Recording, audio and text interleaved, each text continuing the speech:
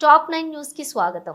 త్వరలో జరగనున్న స్థానిక సంస్థల ఎన్నికల్లో బీసీ జెండా ఎగురవేయాలని BC political JAC state chairman Rajala Yugandhar Goud పిలుపునిచ్చారు. మంగళవారం భూత్పూర్ మండలం అన్నాసాగర్ గ్రామంలో ఏర్పాటు చేసిన సమావేశంలో ఆయన మాట్లాడుతూ కాంగ్రెస్ పార్టీ అసెంబ్లీ ఎన్నికల్లో ఇచ్చిన మాట ప్రకారం సమగ్ర కులగణన చేపట్టి బీసీలకు 42% రిజర్వేషన్లు చట్టబద్ధంగా కల్పించేందుకు ముఖ్యమంత్రి చర్యలు చేపట్టడం అభినందనీయమని అన్నారు. రాబోయే స్థానిక సంస్థల ఎన్నికల్లో అన్ని జనరల్ సీట్లలో బీసీ అభ్యర్థులను బరిలో దించుతామని, బీసీ పొలిటికల్ జేఏసీ తరపున వారికి సహాయ సహకారాలు అందించడంతో పాటు వారిని గెలిపించుకునే బాధ్యత కూడా మేమే తీసుకుంటామని అన్నారు. బీసీలు పార్టీల వారిగా విడిపోకూడదని, ఖచ్చితంగా గెలిచేలా వ్యూహాత్మక ఎత్తుగడలు ఫాలో కావాలని వివరించారు.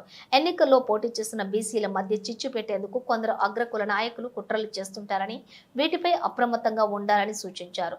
రాజ్యాధికారానికి మూలం స్థానిక సంస్థలని, వాటిని చేజిక్కించుకోవాల్సిన అవసరం ఉందన్నారు.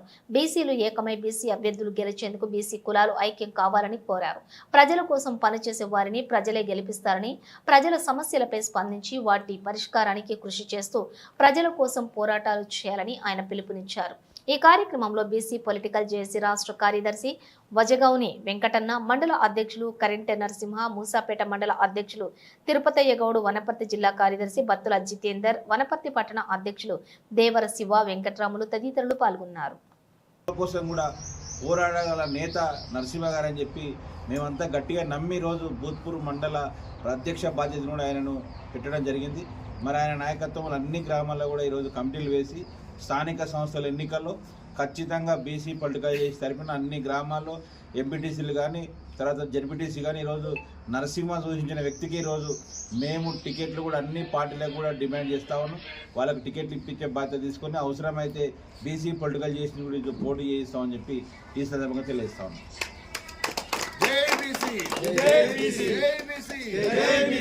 నాయకత్వం